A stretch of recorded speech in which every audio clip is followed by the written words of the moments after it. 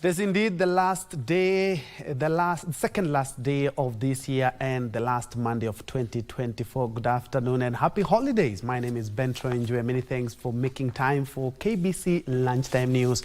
Allow me to inform you on the headlines shaping up the news conversation in the country at this hour. I will be assisted by Lucy Mwaura on the sign language interpretation. Straight to the news.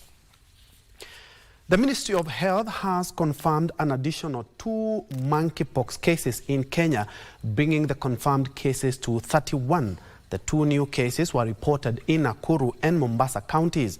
The confirmed cases have been reported across 12 counties, with Nakuru bearing the heaviest burden with 10 positive cases confirmed so far.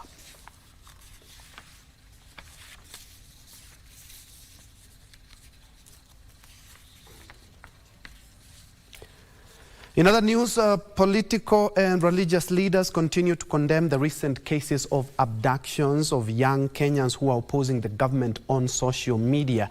NDB's MP Dr. Robert Pukuse and Machakos Deputy Governor Francis Mwangangi, while speaking separately, urged the government to stop the abductions that are causing fear among Kenyans. A section of religious leaders from Tana River County condemned the ongoing abductions of young Kenyans and urged the national government to curb the vice. Tunaomba serikali ya Kenya itusaidie hili janga ambalo linaendelea likapate kukoma, kwa sababu tunavuka mwaka sasa. Tunakataa, sisi hatuendezwi na hiyo utekaji nyara, maana mambo mengine yanayofanyika. Kile tunaomba ni amani na ushirikiano wa pamoja. Similar sentiments were made in Mutuangombe area in Mwingi Central, where Machakos Deputy Governor Francis Mwangangi and Kitui Central MP Makali Molu implored on government to restore safety and security of Kenyans. Kama serikali usiki basi, hao ni wakora.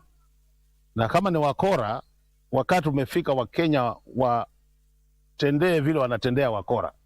Kwa hiyo mtu yote akionekana kwa street anashika kijana msichana anaweka kwa gari na amevaa mask, Wakenya sasa wachukue jukumu yao mwenyewe, watetee watu kama hao. But in Trans Nzoia County, NDB's MP Robert Pukose, while defending the government against accusation of propagating abductions, claimed some kidnappings were done by persons opposed to the government. Polisi wanasema hawahusiki. Kwa hivyo ni nani ndiye anahusika? Inaweza kuwa kuna watu wanapanga kufanya mambo kama hayo ili kuharibu sifa ya serikali. This comes as Director of Public Prosecutions Redon Igonga directed the National Police Service, an independent policing oversight authority, to expedite investigations into the ongoing abductions. Gishoki Washira, Lunchtime News. And still on the same, Busia Senator Okia Omtata has moved to the High Court seeking orders to force the police and the Directorate of Criminal Investigations to produce 7 abductees, whether dead or alive. In the application filed before the High Court in Kibera on Monday, Omtata, through lawyer Philip Langat, has sued the Inspector General of Police, the Directorate of Criminal Investigations, and the Director of Public Prosecutions over the abductions. Officers to produce the bodies of Gideon Kibet, Ronnie Kiplagat, Steve Kavingo, Mbisi, Billy Mwangi, Peter Muteti, Bernard Kavuli, and Kelvin Mudhoni. Omtata warns the court to order the immediate release of the 7 from detention, or alternatively explain why they said in the application should be released on bond or bail. We have filed an habeas corpus application before the High Court, seeking a myriad of orders, that an order of habeas corpus do issue, directing the Inspector General of Police and also the Director of Public Prosecutions to immediately produce the bodies of Gideon Kibet, Ronnie Kiblangat, Steve Kavingo Mbisi. Because we are not going to be sitting ducks. Personally, I'm very, very attached because Bob Njagi was kidnapped a few hours after leaving my office. He was kidnapped on a matatu.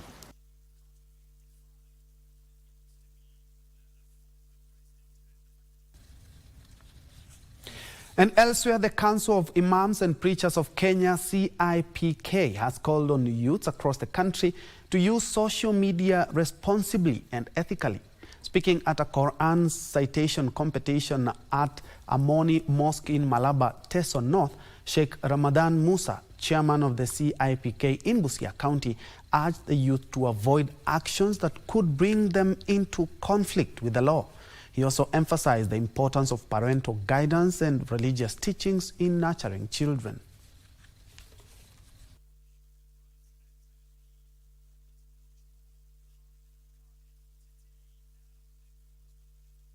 Vijana vile vile watumie mitandao vizuri.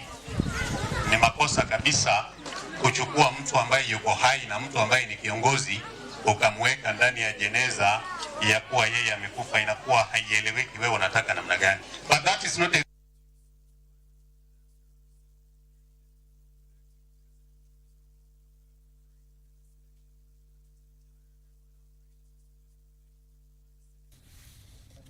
Apologies for that technical hitch, but in other news, officers from the Kenya Wildlife Service in Tana River County are on the spot over the alleged murder of an elderly man in the area.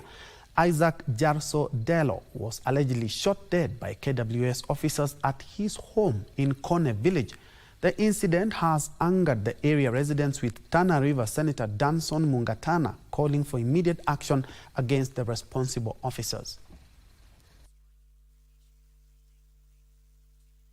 Tunataka DCI itoke wazi, imkamate huyu mtu, tumuone kotini, na akipatikana na hatia afungwe, kwa sababu hii ni Kenya huru, ni Kenya ambayo iko chini ya katiba, na ni Kenya ambayo inafuata sheria.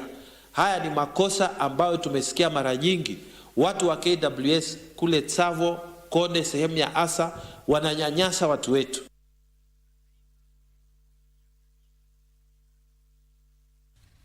Now to the planned protest, where police have mounted roadblocks at the entrance of Kitengela town on Namanga Road as security agents scale up surveillance in anticipation of the nationwide anti-abduction protests. The officers manning the roadblock, which is a few meters from Kitengela police station at the Kajiado-Machakos boundary, also inspected all vehicles entering the town. A spot check by KBC showed traffic flow was normal and businesses remained open, with people running errands in town.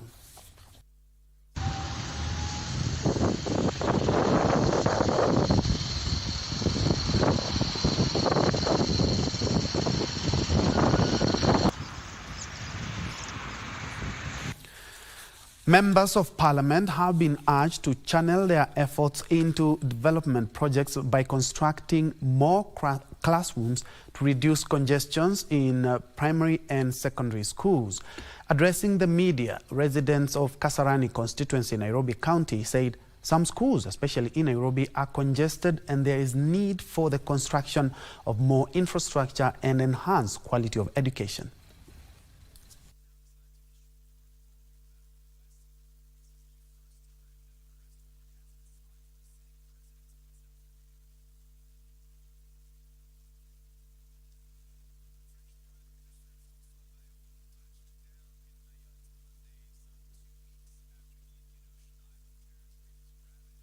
Zamani tulikuwa na darasa za mabati pale Karaori, kuingia tukajengewa madarasa hizi 8, na ninaona ni hongera sana kuongezewa madarasa 8, na hata tunaweza omba tuongezewe madarasa zingine. The population yenye tunakuwa nao watu hapa tunazidi. Tumekuwa na shida sana, especially grade 7 na grade 6. Sasa vile tuko na grade 9 pale tumejengewa, hapa tuko na grade sasa 7 na 8 itakuja juu. Kwa hivyo tunashukuru sana kwa vile mheshimiwa amefanya kazi mzuri katika hii shule yetu ya Shiko Primary. Serikali ikitaka vizuri iangalie ile numbers, kama Kasarani imebeba watu wangapi, wawagawie pesa kulingana na wingi, sio kulingana na venye zinagawiwa. So for example, kama saa hii kama mheshimiwa anapewa the same, na for example na ile ni niko kidogo, unaona sasa hapo kuna shida.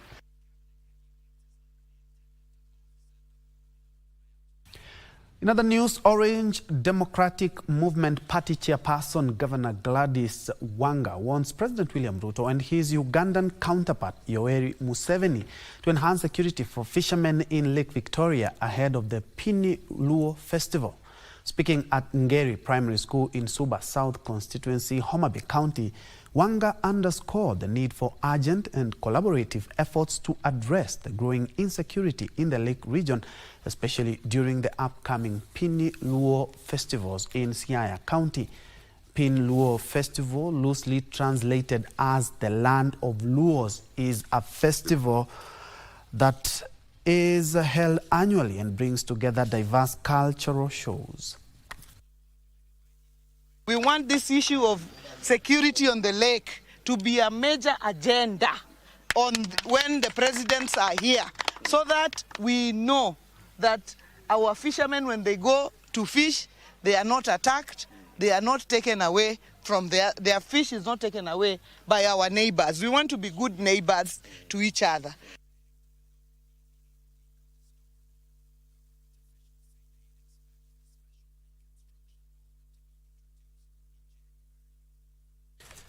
And a section of street families in Kisii County say they need a safe house and vocational training to prepare them for the job market during end-year celebrations organized by a community-based organization, Kingdom Child Outreach at PAG Church in Kisii Town. The street families narrated the challenges they go through in the streets, especially at night. Kingdom Child Outreach is involved in various empowerment programs, street families including integrating them into society, issuing bursaries and also providing health care.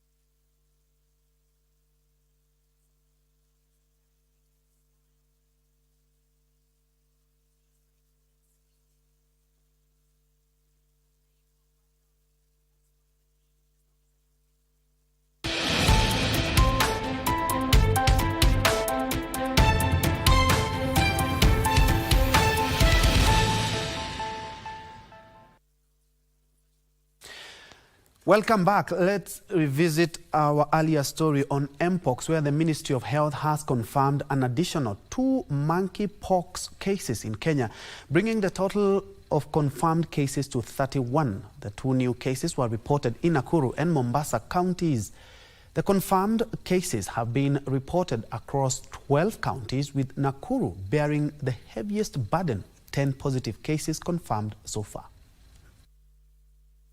The latest monkeypox cases to be confirmed place the total of confirmed cases in the country at 31 out of 351 samples tested at various laboratories. The positivity rate in Kenya now stands at 8.8%. Nakuru County has so far confirmed 10 cases, followed by Mombasa, which has 8 cases, and Nairobi 2 cases. According to the Ministry of Health, over 2.6 million travelers have so far been screened since the outbreak of the disease at the various points of entry, with suspected cases identified for further tests. The public has been urged to adhere to preventive measures, such as avoiding skin-to-skin contact with people who have a rash that looks like Mpox, avoiding sharing personal belongings, such as towels with an infected person, regular hand washing with soap and water, avoiding engaging in unprotected sex, and avoiding multiple sexual partners. Nancy Okware, Lunchtime News.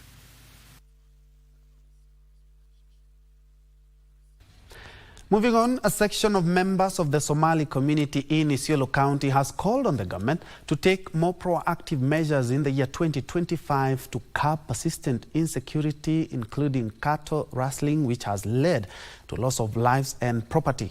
During a meeting between elders and professionals, community leaders expressed deep concerns over the challenges faced in 2024 and urged for increased engagement of the National Police Reservist NPRs. Somali Council of Elders Chairperson Abdul Kadir Sharif Abdullahi emphasized the importance of peace-building efforts, which he said will resume in the year 2025 January. He stressed the need for better government support to address the ongoing insecurity, particularly in Burat ward.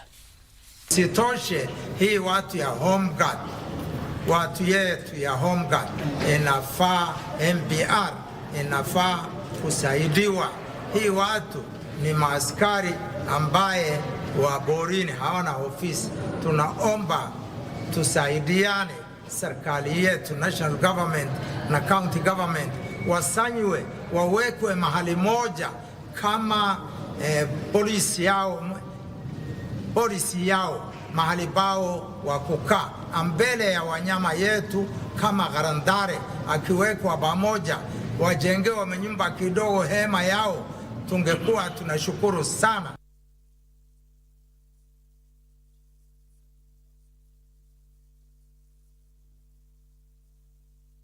Very well, at about 15 minutes past the top of the hour, we are due for a fast break. But when we come back, we still have more news, not forgetting the latest from the world of sports.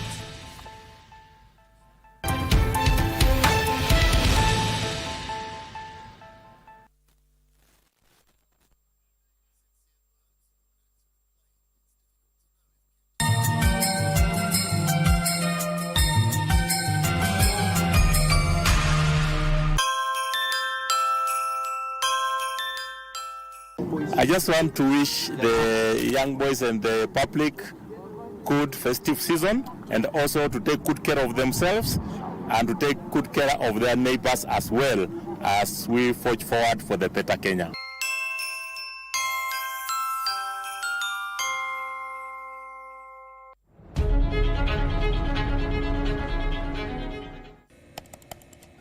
Technology has become a crucial part of our society. Without technological advancements, so much of our everyday lives would be drastically different. As technology develops, it strives to fulfill the changing needs of society. This means that technology exists to help us achieve the things that we wouldn't be able to achieve without it. Take on Tech looks at the advantages and downside of technological innovation in a world that is becoming increasingly dependent on new digital technologies. Every Monday at 10:30 p.m. The young generation awakens on Y254, the leading youth TV station in Kenya. We treat you to current affairs, entrepreneurship, health, and human interest conversations. It's art, it's culture. Movies, gossip and trends, sports, drama. We bring you a vibe like no other, straight to your living room. To keep you informed, inspired, entertained, and most of all, refreshed. We are such a vibe. Y254. Imagine.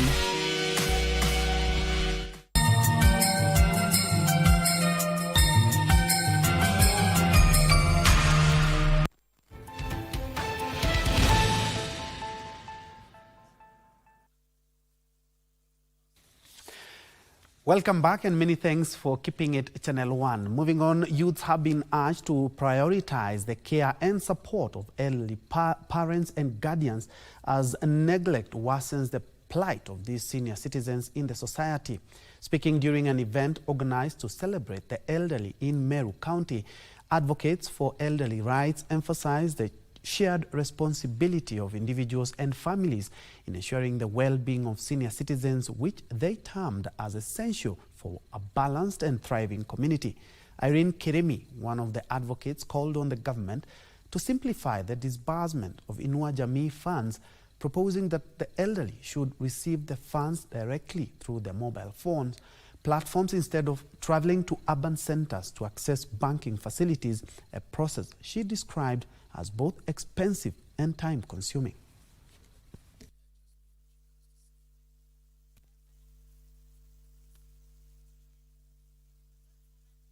Tunakuanga na hii mkutano, tunawalisha, wanahubiriwa, wanafunzwa maneno ya sheria, maneno ya kugawa mashamba na vitu zingine, maneno ya health, wanafunzwa jinsi ya kujiangalia kwa maisha yao. Ningehimiza the young generation, wale watu wachanga juu ndio wako na nguvu ya kufanya kazi, tafadhali tusiachilie wale wametusaa. Na tumeona wazee wengi sana tunaenda kuokoa ama kurescue wamedhurumiwa sana. Wengine wanalala kwa vitanda, hawana mtu wa kuwapindua juu watu wako busy. Lakini uko busy na una baraka. Kwa hivyo tusingatie kweli kuangalia hawa wazee na tuweze kuwafanyia ile mambo yote wanahitaji, na ndio baraka hiyo kwetu.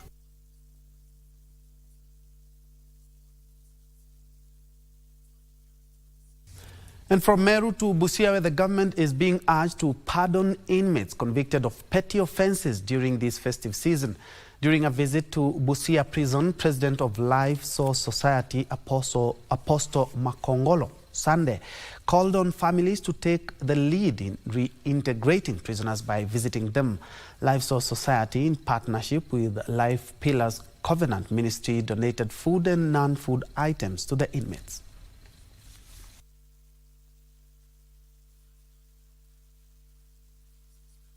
Raisi ana hiyo power ambaye anaweza pardon mtu ambaye yuko gerezani, na ikiwa anaweza wezesha jambo hilo kila siku za Krismasi, aachilie wafungwa wenye makosa madogo madogo, awaachilie, na pia aruhusu watengeneze vitengo mbalimbali ambapo jamii zinaweza tangamana pamoja. Kama ni mke amekaa bila kuona mume wake, akutane na mume wake. Wengine wanajiona kwamba ni watu ambao wametupwa, lakini kwetu sisi tumeona kwamba wafungwa ni watu kama sisi tu, na tunastahili tukaweze kuwa pamoja nao, tujumuike pamoja nao, hata kwa maombi, hata kwa mambo mengine, ili nao pia wajisikie kwamba ni watu kama wengine. Moving on, communities in Tana River County have been urged to preserve their traditions as a way of safeguarding their rich history. According to Tana River Senator Danson Mungatana, the county is rich in traditions that, if well utilized, can boost tourism, hence strengthening the local economy. He challenged parents to be at the forefront of educating the youth on their rich cultural heritage in the wake of modernization.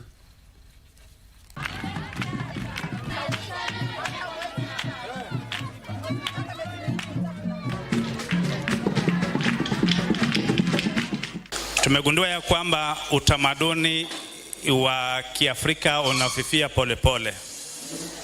Maana sasa ukiangalia hapo nje kuna wamama wa kutengeneza mkeka, kuna wazee wa kuchonga vitu kadhaa wa kadha, lakini kizazi kipya hayo utamaduni hawaelewi. Tana River, utamaduni wetu ni mwingi na ni mzuri kwa sababu tuko na makabila mengi.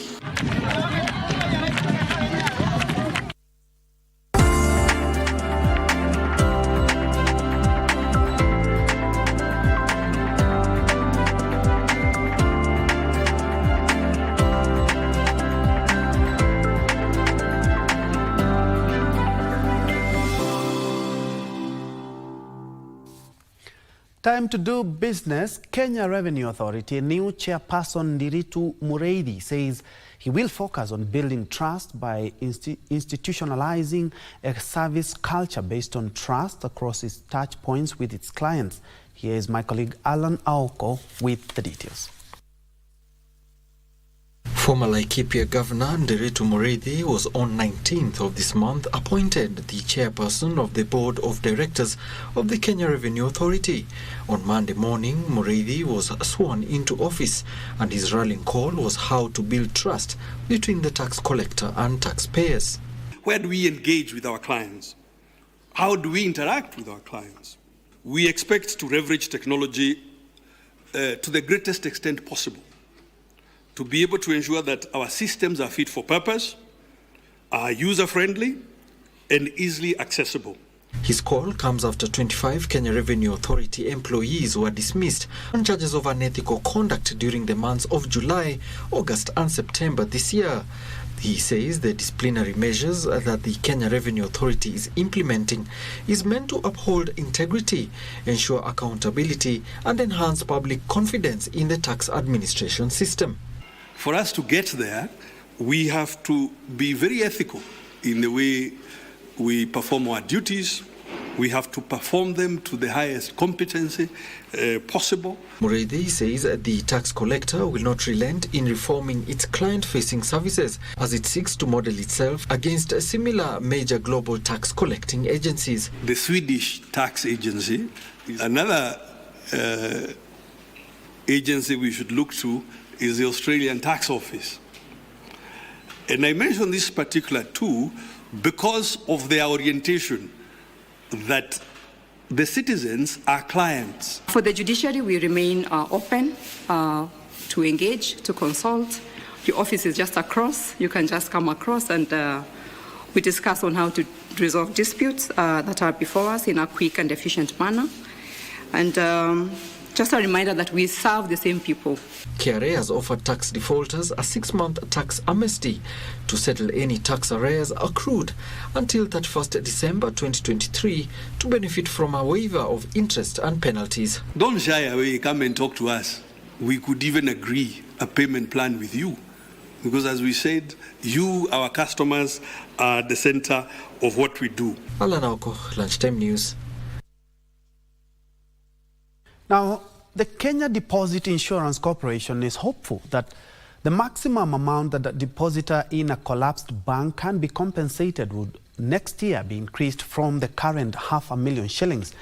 Kenya Deposit Insurance Corporation Chief Executive Officer Helen Chepkwony is further calling on depositors in 19 banks that are currently in liquidation to contact the parastatal to claim their money.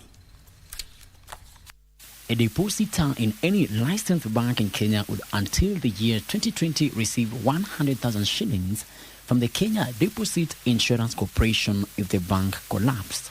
The maximum compensation amount was increased to $500,000 shillings in the year 2020. However, a push to have the amount doubled to $1 million shillings was rejected by members of parliament in the year 2021, who argued that the current amount covered 99% of bank depositors. However, there have been a renewed push to increase the amount on account of a growing middle class as well as more people becoming millionaires. Kenya Deposit Insurance Corporation Chief Executive Officer Helen Chepkwony is hopeful that an increase in the compensation amount could be realized in 2025. Chepkwony is also calling on bank customers who are affected by 19 banks that are in liquidation to contact the Kenya Deposit Insurance Corporation to claim their compensation. She says, and I quote, "So far, we have paid more than 90 billion shillings to affected customers and remain committed to promptly settling all outstanding supported claims," end of quote. Chepkwony says the Kenya Deposit Insurance Corporation is keen on protecting depositors as well as supporting the stability of the financial system. Frederick Mwoki for Lunchtime News.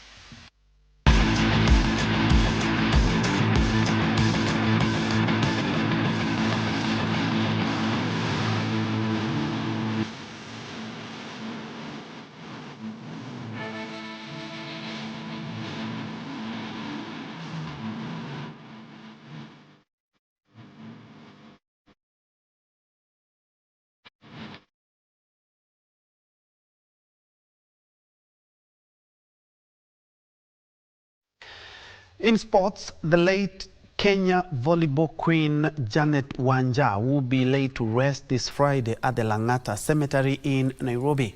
According to the Kenya Volleyball Federation, the burial service will take place at Lang'ata High School. A memorial service in her honor is scheduled to be on 2nd of January at the Kasarani Indoor Gymnasium.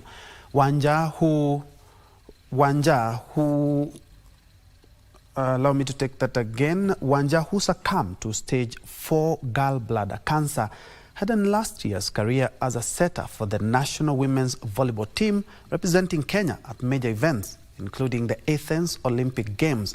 In her most recent role, the former KCB and Kenya Pipeline player served as the coach of the Malkia Strikers. Her last involvement with the national team was during the 2024 Olympic Games in Paris, France.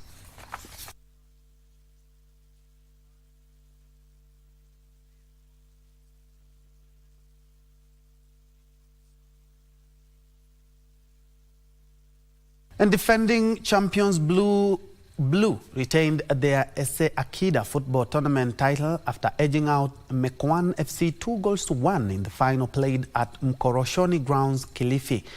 Kilifi Elite won the women's crown after a 4-2 post-match penalty triumph over Majajani Queens. Meanwhile, Young Atomic clinched the men's third-place title after edging out home side Ubuntu by a solitary goal. Winners of the tournament walked home with 30,000 shillings, while the losing finalist won 20,000 shillings and the third-place team 15,000 shillings, courtesy of the SA Akida Foundation. The tournament is organized by former Harambee Starlets forward SA Akida through her foundation.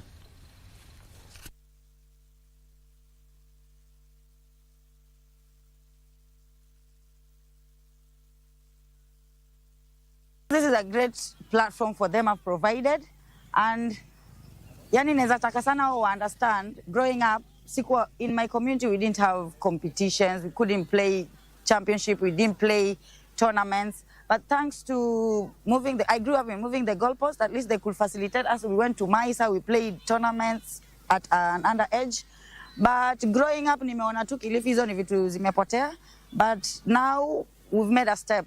The level is different. Things have changed, like there is growth. I feel like people are now starting to understand football, what football can do, how football is a tool for both men and women.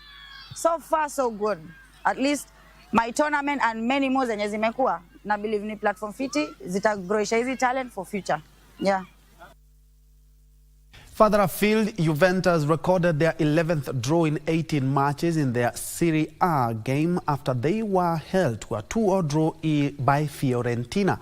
Juventus is now 9 points to EPL in England, where Liverpool cemented their lead at the top of English Premier League table with an 8-point difference after they hammered West Ham United 5-0 at the London Stadium last night, as Manchester City boss Pep Guardiola heaved a sigh of relief after the other half in the match. In another match, Nottingham Forest beat Everton 2-0 to temporarily sit second on the table, 1 point behind Manchester City, as 11th place Tottenham drew 2-0 with the Wolves.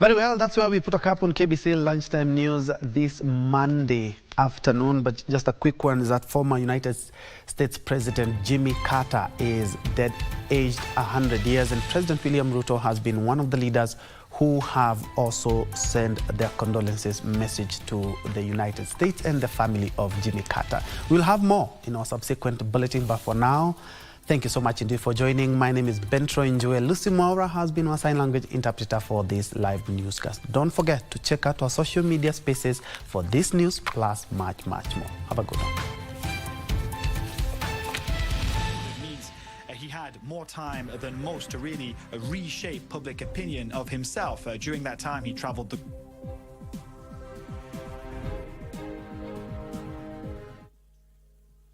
Carter Center in 1982.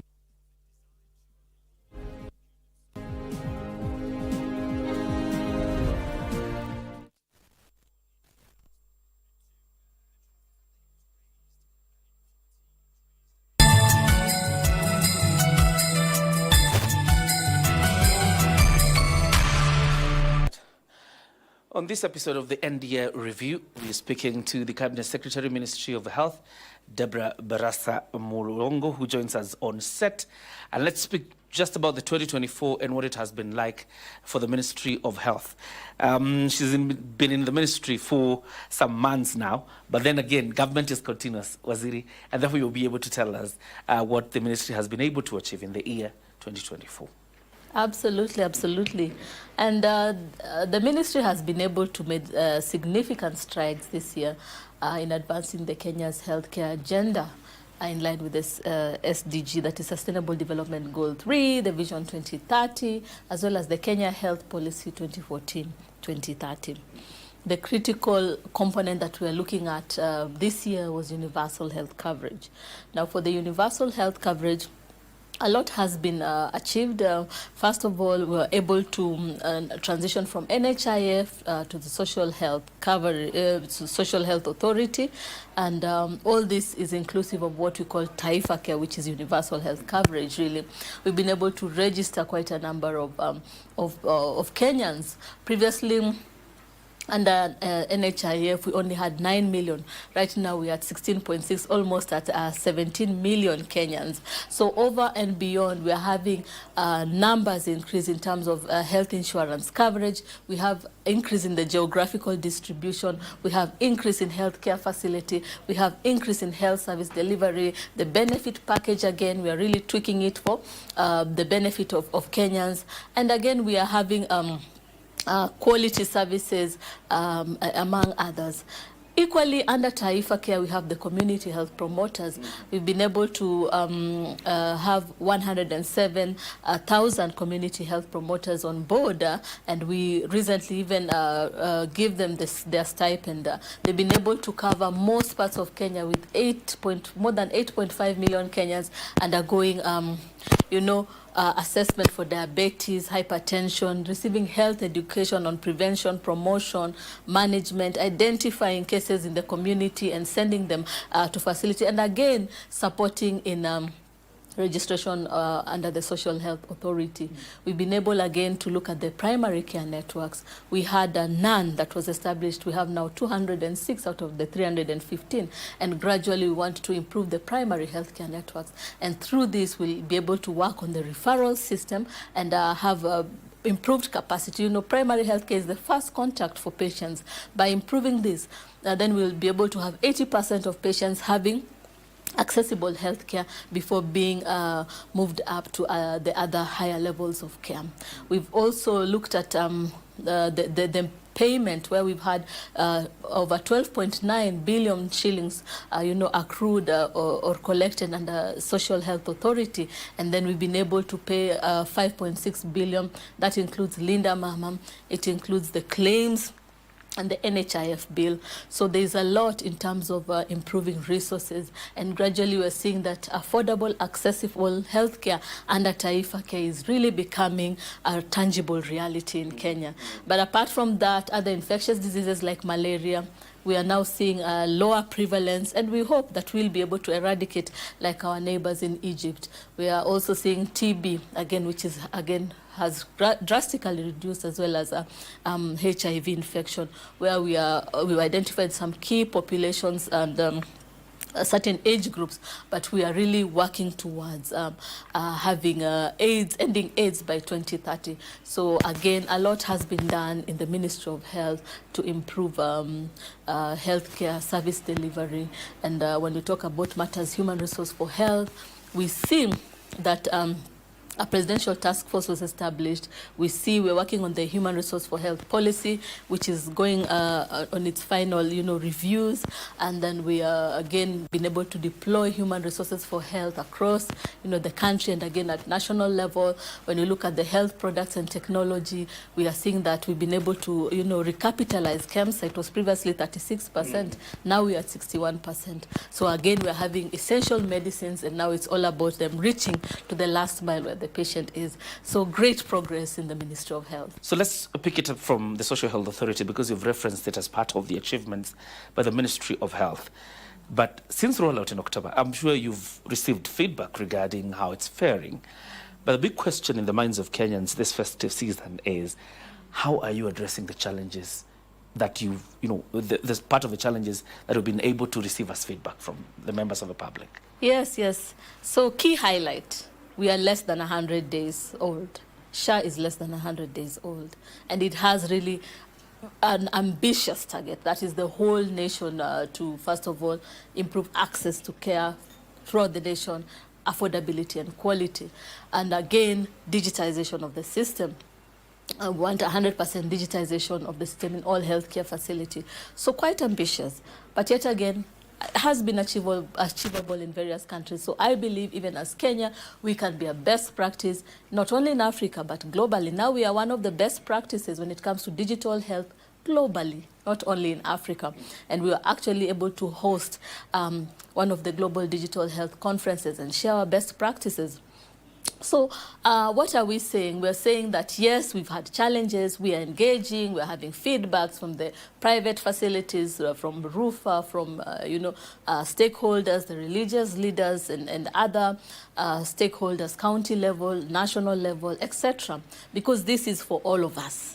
This is not just for an individual. We are saying we're leaving no one behind. So yes, there have been challenges. We are working on them. When we had started, the public awareness was not quite much, but gradually we're improving in that. And what we are saying is community awareness is not a one-off. Community engagement is not a one-off. It may take a year or two for people to grasp the concept. Engaging with various countries, I've come to realize that it takes people to understand the testimonies, engaging the Nyumba Kumi, the barazas, the community health promoters, the ngaos, having testimonies. I delivered via cesarean section under SHAM. I underwent an operation under SHA, etc. So engaging that. But what I really want to tell Kenyans, yes, we've had over 500,000 Kenyans in less than 100 days accessing these very services that we're offering under Social Health Authority. But only a few, like when you look at the critical care, we've had, yes, challenges, but there are a few out of the 500,000. So again, let us look at the positive part of it, that other people are benefiting. In fact, a high proportion of Kenyans, more than 96% of the people, that is out of the 500,000 that have accessed care, have benefited.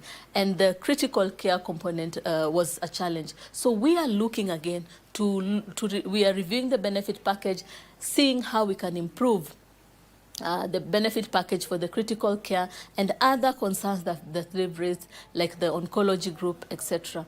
And we are saying that it is a people-centric approach.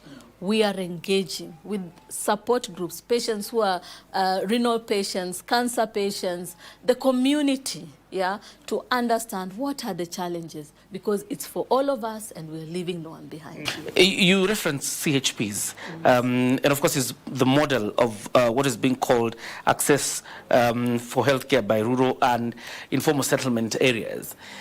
But see, as you've heard of the challenges that CHPs are facing, particularly on the matter of emoluments, how is your ministry sorting out that? The emolument indeed has been a challenge, and I acknowledge that, I take note of that, and what we are doing is to ensure that there's routine release of their money or their emolument to the last mile.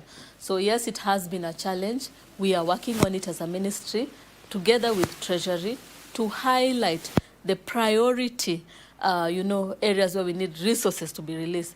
Just like you and I need our salaries released at the end of the month, we cannot ignore our community health promoters. So it's a priority thing. We have engaged Treasury so that we have routine release of their stipends, and that way we'll have motivation and they'll be able to serve the community. Yes. Are they the only people you're relying on really for access by rural and informal settlement areas to healthcare? They are a critical pillar. They are a marvelous pillar because they are part of the community. They understand the people, they understand the dynamics, the socioeconomic components, they understand the prevalence of even the infections and where they are, So they will be able to support us in terms of reaching the last mile, articulating the concerns of the people, and again, educating the people in matters health.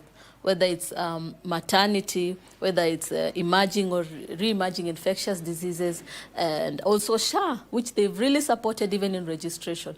So they are instrumental in terms of pushing health within the community. And we really acknowledge the great work that they're doing. Great work being done by CHPs, but you also have a critical sector called the health workers. And I'm sure in between this week and last week, you've had some grumbling from a section of them. And indeed, it's what has dominated this year, really, in terms of a strike or, a go slow or industrial threats of industrial action.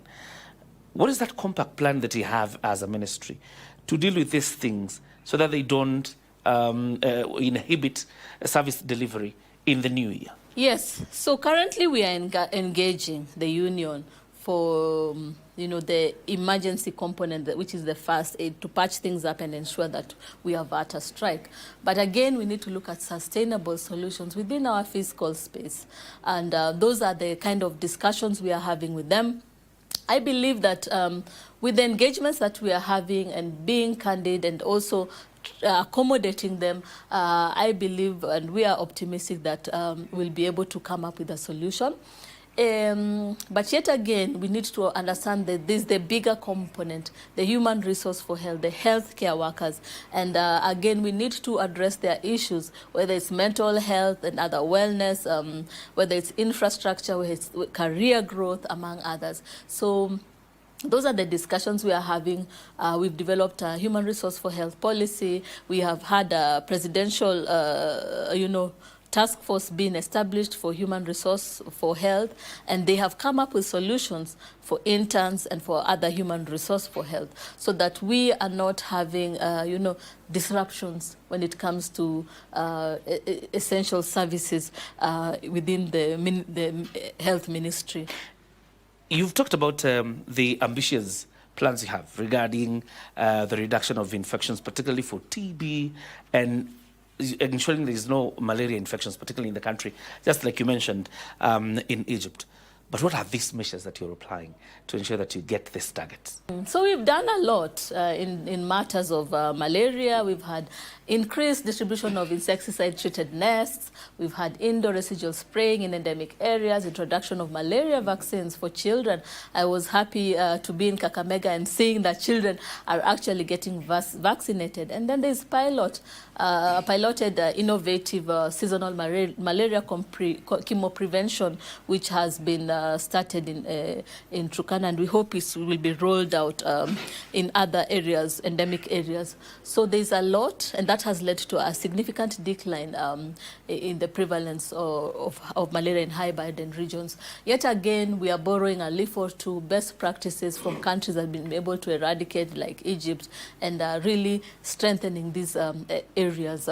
But again, we look at TB, where screening has improved, case identification, screening, diagnosis, treatment, and then identification of multi-drug resistant TB. We've had machines like gene experts in the country, and we are leveraging on that even for other infectious disease outbreaks within our country. So we are working again towards improved diagnosis and the prevention practices within the community, raising awareness, reducing stigma, etc. So a lot is being done, and when you look at our performance contract, we are really progressing well towards the reduction. Maternal and child health outcomes.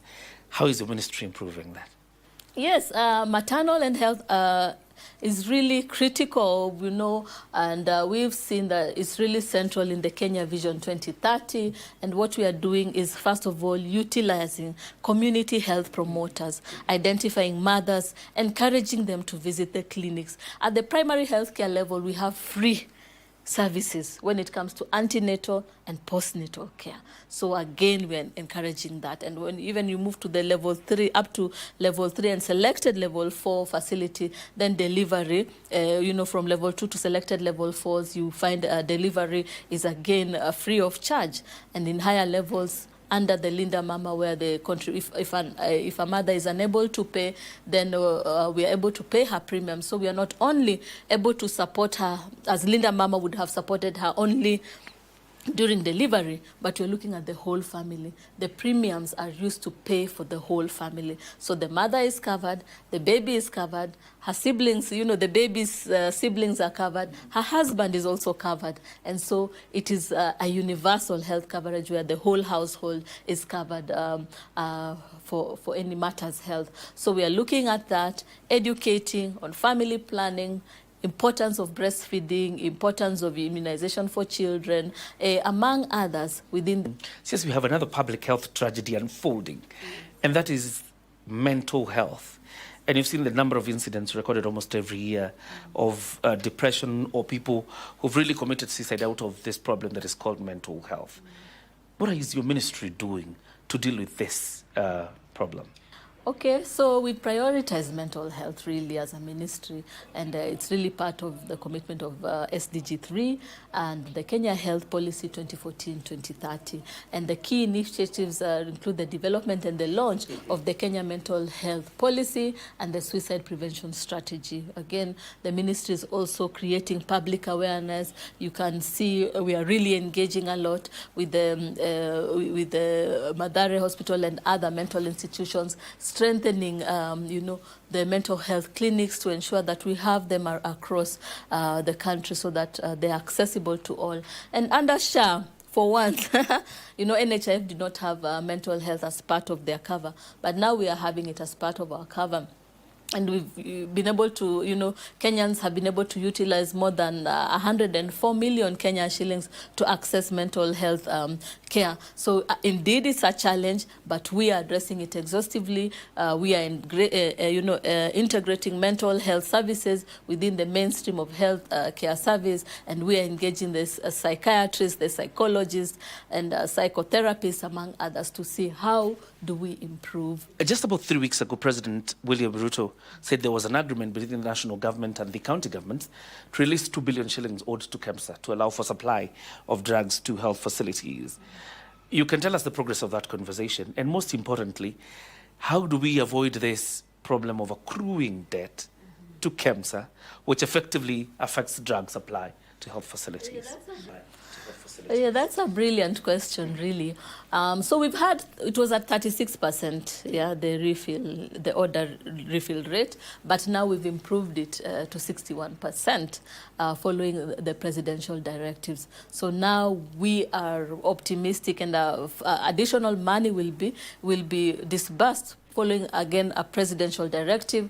His Excellency, the President, as you can see, there's a lot of passion in terms of improving the quality of health to all Kenyans, leaving no one behind. And so once we've improved the recapitalization in KEMSA, then we'll be able to have good supplies, and our healthcare facilities will be able to access those supplies. Now, under the FIF Act, with the Facility Improvement Fund, what we see is that the more patients a facility will see, then they will be able to send the claims to KEMSA, to send the claims to SHA. Part of it part of the money will also be used to bring more medicines down to facility level. So there's really a lot of emphasis in terms of improving medications at facility level, because part of it is access to essential medicines for Kenya. So we are engaging with the governors to really encourage them again to pay the debt, and again looking at mechanisms where part of the FIF funds is being utilized to improve the essential medicines within. That's largely about what 2024 has been like. Let's talk about 2025 and what your projections really are. What is your vision for the ministry in the year 2025? Yes, the greatest component we really need as a ministry is to prioritize accelerating the implementation of UHC. So right now we are less than 100 days, but really you'll see there's a lot of focus on UHC. UHC is really Ministry of Health, it encompasses everything. And again, what we are looking at is how do we plug in and integrate even partners, stakeholders, partners, so that we all have one vision, that is Taifa Care. So we are having one plan, one M&D, one budget, all partners, having a similar goal, and the priority being Taifa Care, that is affordable, accessible, quality of care to all Kenyans, even as they work in their various programs, whether it's TB, HIV, and malaria. And that way, you know, when we synergize, when we bring our resources in one pool, then we are all accountable, we are all transparent, and, you know, there's really great momentum in terms of success in the implementation and the success of Taifa Care. So we are working on that. Again, strengthening the additional primary health care, improving the human resource for health, implementing the policies into strategies, interventions with clear work plans and timelines. Again, looking at HPTs, how do we improve local manufacturing? How do we improve vaccine accessibility and not be over-dependent, you know, on imports? We learned a lot from COVID-19, where, you know, at one time, countries were only prioritizing their citizens. And then, you know, Africa, Kenya included, suffered a great deal. And so we need to see how do we become self-reliant, self-sufficient. And those are the discussions, deliberations we are having. As the leader of this ministry, how would you want the public to support your ministry in terms of the goals that you've set for yourselves? I'm sure you've even signed performance contracts for you and your team. So how would you want members of the public to support you? Yes. So critical to that is the implementation and the success of Taifa Care. Success of Taifa Care is success for Kenyans. It is not for an individual, and I believe that is one thing that Kenyans need to understand, that we are leaving no one behind. Anytime, any of us can lose their jobs. Anytime, you know, we have needy and vulnerable people. I always say there's maybe a man in the Mjengo, and he falls from second floor and he sustains fractures, you know. He receives 500 shillings per day. But you see, he has been dependent on that 500 shillings every day. But once he sustains fracture on his legs, now he's bedridden and he's vulnerable. He needs that operation. But maybe he doesn't have resources. So many people undergo catastrophic expenditure. They sell a lot of their resources in order to access health. But when we have a health system that is working for all of us, yeah, then we can move forward. So what I would tell Kenyans, let us be optimistic. Let us share the good testimonies. And if there are challenges, share with us, give us big feedback, and then we can move closer towards having affordable, accessible, quality care, because we all... Thank you, Waziri. Asante sana. And we thank you for your time. We wish you all the very best in achieving what you've set yourself for 2025. Thank you. And maybe before I finish, what I'd like to tell Kenyans, we are working together. We are consulting, we are collaborating with various stakeholders, including yourselves, in order for us to achieve Taifa Care, which is affordable, accessible, quality. And our priority is to have 100% health insurance coverage for all Kenyans. Again, we are looking at a digital platform. And for the digital platform, we want that there's a digitalization across all the healthcare facilities and the healthcare system. Why is that? So that there's efficiency and it's effective, there's transparency, there's visibility. We are fighting corruption even at the Ministry of Health. Again, we're looking at essential medicines. We understand, we acknowledge that there have been challenges, but we are working towards 100% essential medicine to the last mile, and looking at the issues of human resource for health to ensure that there's quality again of services in Kenya. So what we want to tell Kenyans, let us work towards this. And what I'm telling you, please let us register. Kenyans, let us register, let us contribute. And for healthcare facilities, please contract, please serve Kenyans under the Social Health Authority. For the healthcare workers, let us strive to having quality services for all Kenyans. For our political elites, be advocates, be champions of Taifa Care. What we are saying for other ministries, we are saying support us again in this noble cause, like the Ministry of Education to onboard more children, Ministry of ICT, the Ministry of, the other ministries like communication and ICT to support us in the various components. And again, we are saying to partners, developing and implementing partners. You've supported us a great deal, but we need you again to support us in this, noble cause, and that includes one plan, one M&D, one budget, so that we can really catalyze and have a success in the Taifa Care. And so Taifa Care, afya letu, jukumu letu, tujisajilishe. Na tunasema Ministry of Health, we are leaving no one behind. 2025, clearly you have your work cut out, and we wish you all the very best. We'll be speaking to the Cabinet Secretary, Ministry of Health, Dr. Deborah Mulongo Barasa, who was with us, and of course really speaking about what 2024 has been like for the ministry, but most importantly, what 2025 will look like for you and them, because they're serving you. Thank you very much.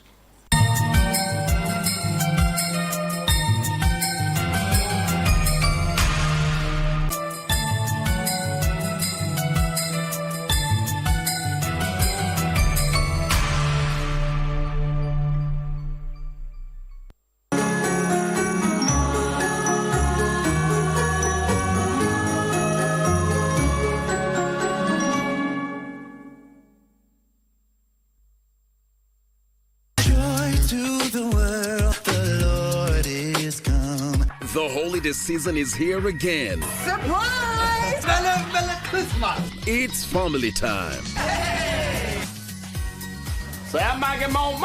It's a season to be jolly, and so grab a seat, relax as your favorite Christmas hosts line up to indulge you this year. You want some of me? We got Mr. Claus, the famous Father Christmas. We've got the elves and the reindeers. There's lots of foods and drinks to go around. Great music for the soul. On the first day of Christmas, my true love gave to me a chocolate. It's unbeatable. It's joyous. It's Christmas on KBC Channel 1. Friday night again. Greetings in the name of the Most High Jah Rastafari. My good name is Marley Moses, the Positive Warrior, alongside... Yes, sir, DJ D-Rage, the baddest. Each and every Wednesday from 10 p.m. on KBC Channel 1 TV. Tunakuletea the biggest reggae party in 254 in a yard extra. Extra niceness of reggae music. Extra dose of entertainment. When the thing is nice, we have to do it twice.